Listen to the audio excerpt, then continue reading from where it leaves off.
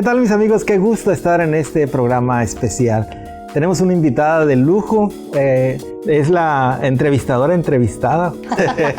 Tenemos un personaje muy especial que nos acompaña. Ha venido al estado de Sinaloa, la ribera del Mar de Cortés, una de las riberas más significativas del Mar de Cortés, y viene a platicarnos específicamente sobre el primer hospital de América, sueño vigente de Hernán Cortés. De Hernán Cortés se dicen muchas cosas, algunos a favor, otros en contra. Siempre hay que tener un buen referente del principio histórico. Pero nuestra invitada especial para esta ocasión es nada más ni nada menos que un súper personaje femenino, Ángeles González Gamio. Ángeles González Gamio es la historia viva de la Ciudad de México. Nos la muestra a plenitud, la describe a plenitud, de manera magistral, sus pasos y su voz recorriendo la Ciudad de México nos dan vida de ese palpitante centro urbano, el más significativo de nuestro país. Y en este caso, Ángeles González se ha dedicado a darle vida o revivir los buenos momentos para quienes no conocen la ciudad, para quienes ya la conocen en su parte del centro histórico. De una manera muy significativa le da un sentido de un nuevo palpitar para reconocer la esencia viva de esa magnífica urbe que tenemos como representación nacional. Entonces les platicaré para los que no conocen mucho de Ángeles. Ella es periodista, historiadora, docente y cronista. Entre otras referencias, es licenciada en Derecho por la Universidad Nacional Autónoma de México. Desde 1992 escribe semanalmente en el diario La Jornada crónicas sobre el centro histórico de la Ciudad de México.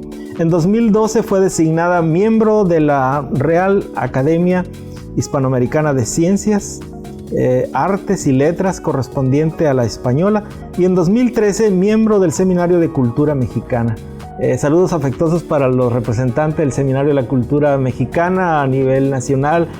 Muy afectuosa relación con nuestra querida universidad y particularmente al capítulo Culiacán, a quienes apreciamos y admiramos con gran respeto.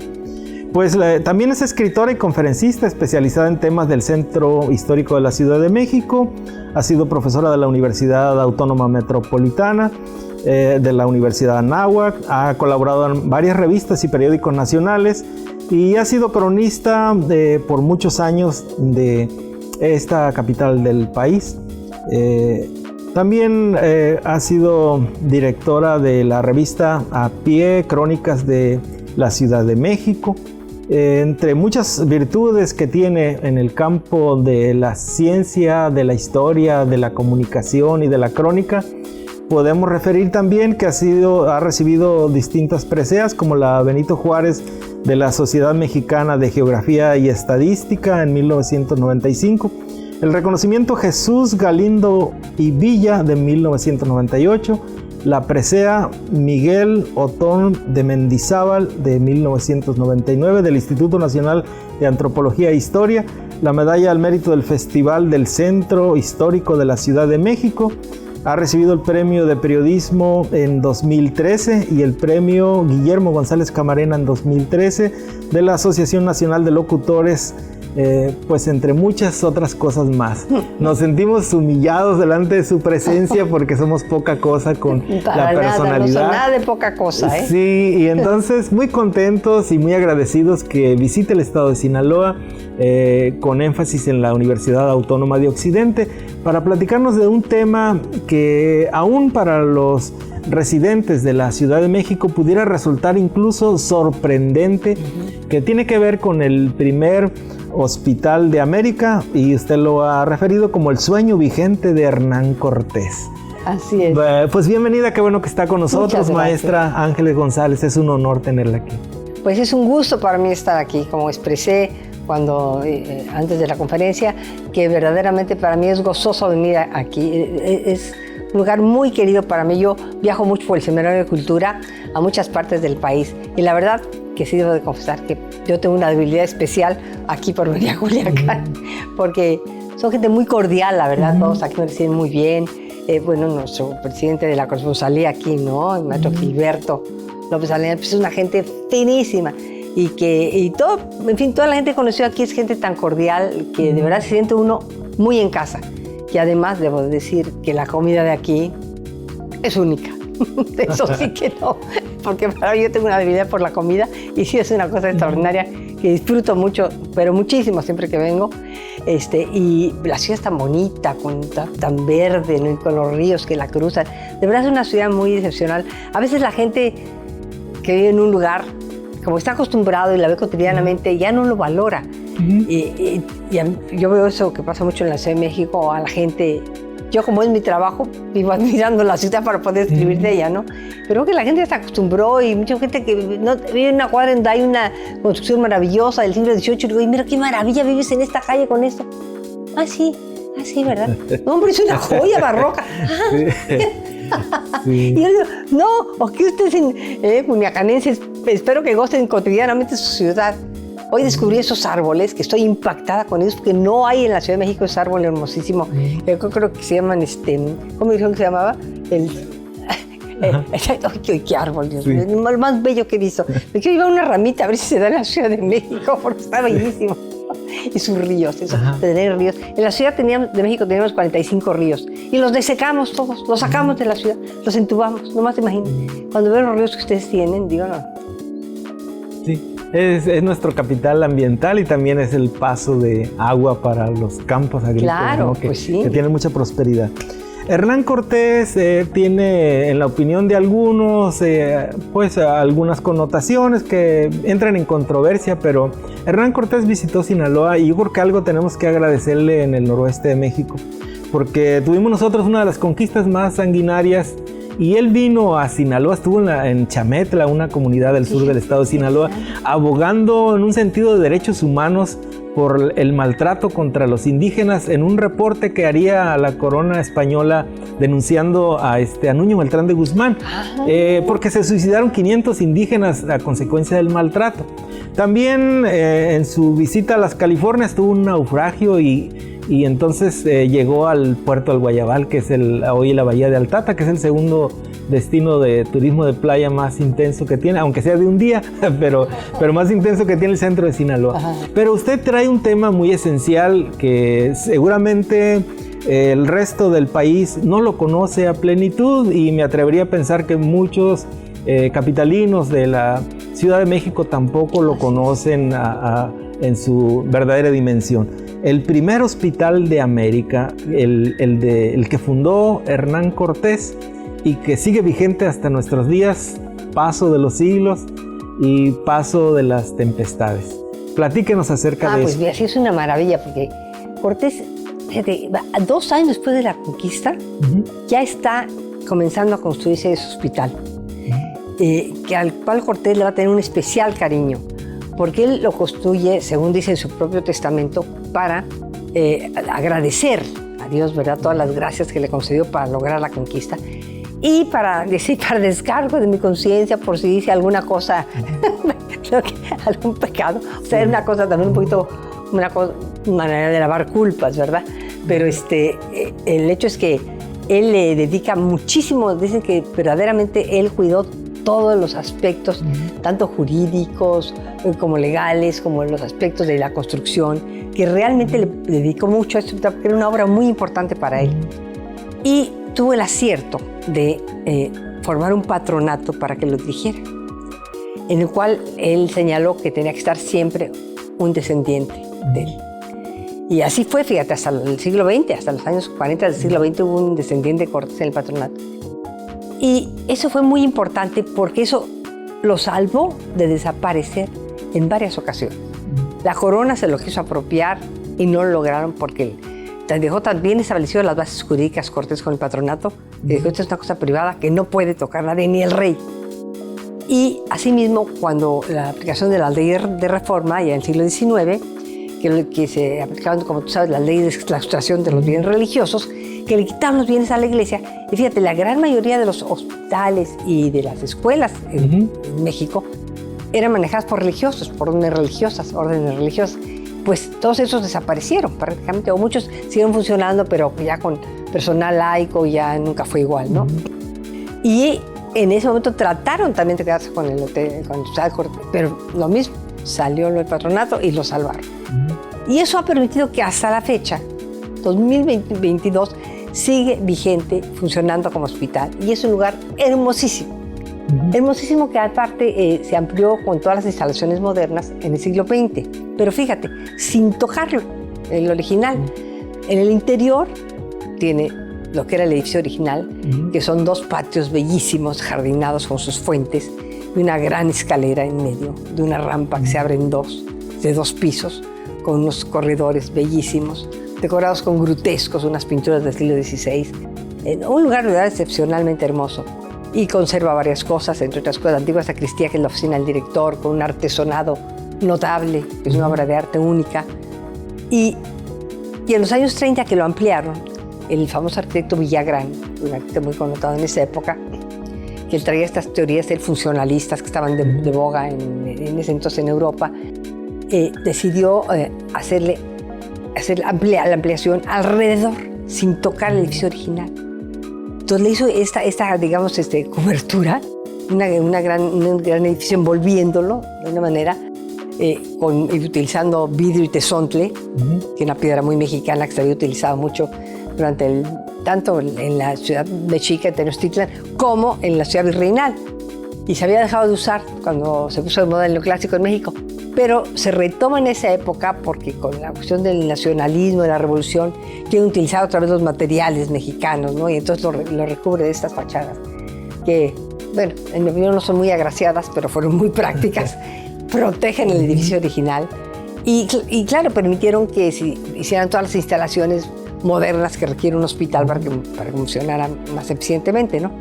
Entonces es una joya de lugar que de verdad vale la pena conocer, porque además en el templo adjunto, el templo del hospital, que es un templo sencillo pero muy bonito del siglo XVII, que está por cierto decorado en el coro con unos murales de Orozco muy interesantes sobre el Apocalipsis, que fue una obra personal de José Clemente Orozco, están los restos de Cortés, cosa que es muy poco conocida.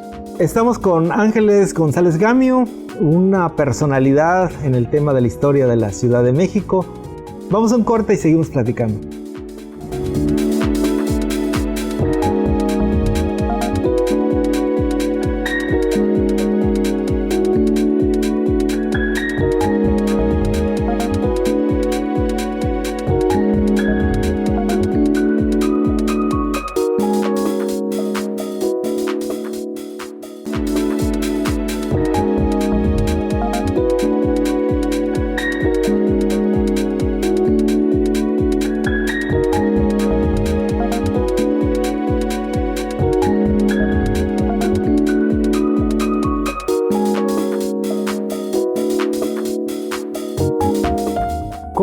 ¿Cómo podemos encontrar esa expresión? ¿Cómo podemos encontrar qué? La expresión de los restos de Cortés. ¿Qué queda? Pues mira, quedan los huesos, ¿no? Quedan los huesos, pero están metidos en un nicho y nada más hay una plaquita muy discreta afuera, porque esos también se salvaron de milagro. Así como el hospital se salvó gracias al patronato, estos se salvaron gracias a la audacia de don Lucas Alamán. Lucas Alamán fue el que lo salvó, porque después de la independencia, bueno, Cortés muere en España, ¿no? Pero él dice en su testamento que quiere que lo traigan a México, sus restos. Entonces ahí empieza un peregrinar de los restos por España primero, después llegan a México, llegan a Hidalgo, llegan a diferentes partes, a diferentes conventos, y finalmente se dice, bueno, Cortés quería que estuvieran en el Hospital de Jesús, que es su gran obra, que lo hizo sentir siempre tan orgulloso. Entonces lo llevan al templo del Hospital de Jesús, le hacen un mausoleo muy bonito. Manuel Tolsá, el famoso arquitecto y escultor valenciano, que hizo el caballito, hace un busto precioso de Cortés, hace una gran ceremonia para inaugurarlo y todo. Pero luego viene la independencia. Y entonces ya surge un sentimiento anti-español muy fuerte, ¿no? Anti-hispano. Y dentro de ese movimiento, entonces decían, pues no, mejor hay que quitar el mausoleo, que no está tan ostentoso, lo que tú quieras. Mueven el busto de Cortés al interior del hospital, donde se encuentra actualmente. Y después de la independencia se hacían unos eventos en las fiestas, en las fechas en que se festejaba la independencia, en la Alameda Central, donde ponían unos templetitos para que subieran oradores espontáneos a hablar.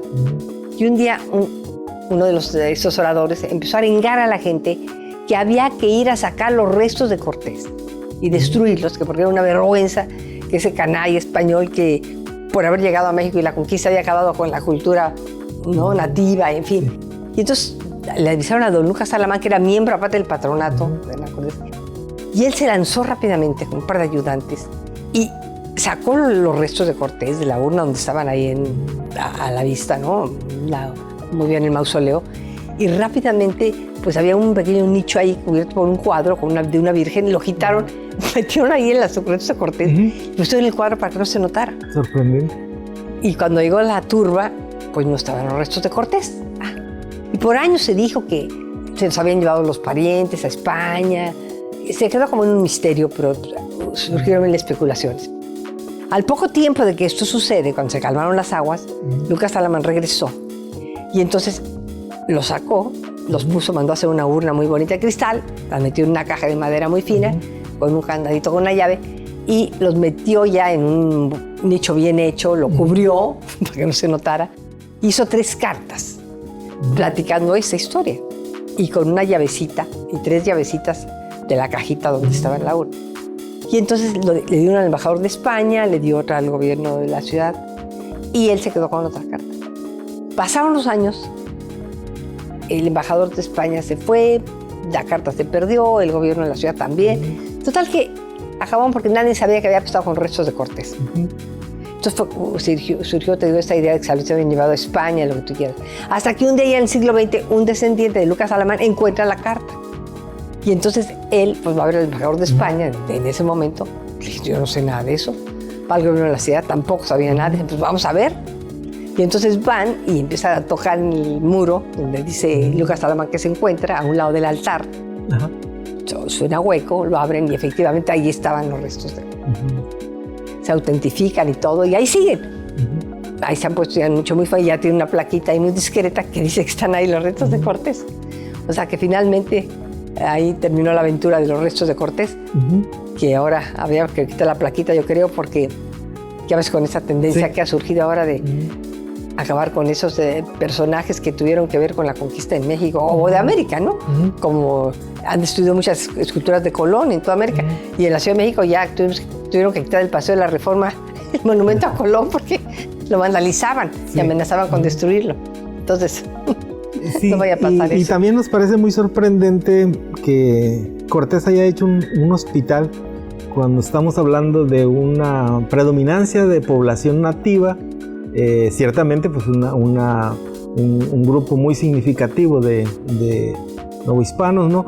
Pero que hubiera medicina en ese tiempo, ¿en qué formas, en qué procesos o cuál era el uso específico de ese hospital? ¿Qué podía atender?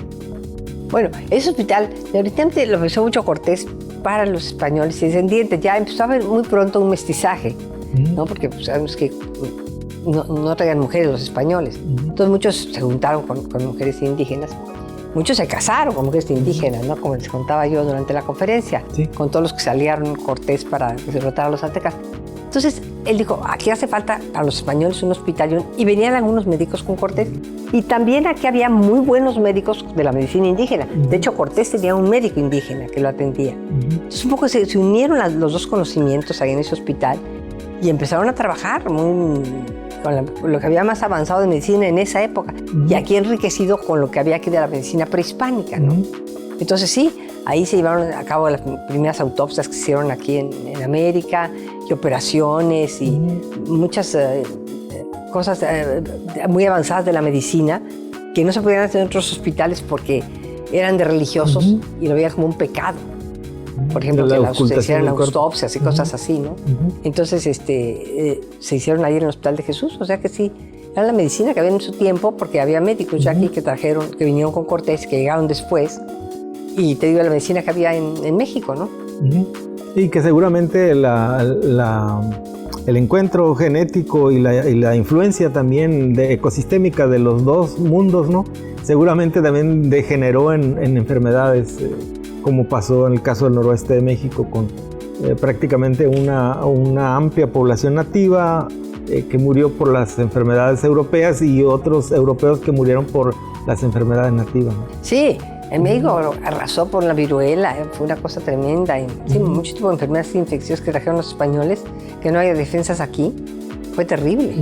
No, sí, también eso ayudó mucho a Cortés en la conquista, que hubo muchísimas muertes por la viruela. Pues el segundo emperador que sustituyó a Moctezuma, ¿te acuerdas? Cuitláhuac, murió a los 3 meses, algo así, de haber sido designado por la viruela. Por eso entró Cuauhtémoc. Sí, y volviendo al edificio del hospital, además de la estructura que Villagrán hizo por fuera, ¿no? que todavía se preserva con fines comerciales y de otro tipo, en el interior también hubo otras modificaciones al edificio hispano. Sí, bueno, a lo largo de los siglos obviamente que sí le hicieron modificaciones, ¿no? Bueno, por entre otras cosas, integrar, por ejemplo, la sacristía, la antigua sacristía del templo, convertirla en la oficina del director. Y le han hecho modificaciones, pero no han cambiado la esencia básica del edificio. Pues la estructura de los 2 patios, la escalera que es soberbia y eso, todo eso se ha conservado. Entonces, han sido sobre todo adaptaciones. Bueno, todo lo que tú entras es muy interesante porque tú vas por estos pasillos que vas como en el siglo XVI, ¿no? Y viendo los jardines y la fuente y los arcos de piedra y todo. Y entras a una de las salitas y entras a una sala de un hospital moderna, ¿no? Entonces es un contraste muy interesante, ¿no? Para los que viven en la Ciudad de México, como para los que vivimos en otros estados, ¿dónde ubicar este hospital de Cortés? Este hospital está en el centro, está, digamos, a 3 cuadras, 4 del Palacio Nacional del Zócalo. Está en Pino Suárez, 20 de noviembre, es enorme, ocupa una manzana completa. República del Salvador y Mesones. Es muy fácil de encontrar. Y cualquier gente le dice el Hospital de Jesús.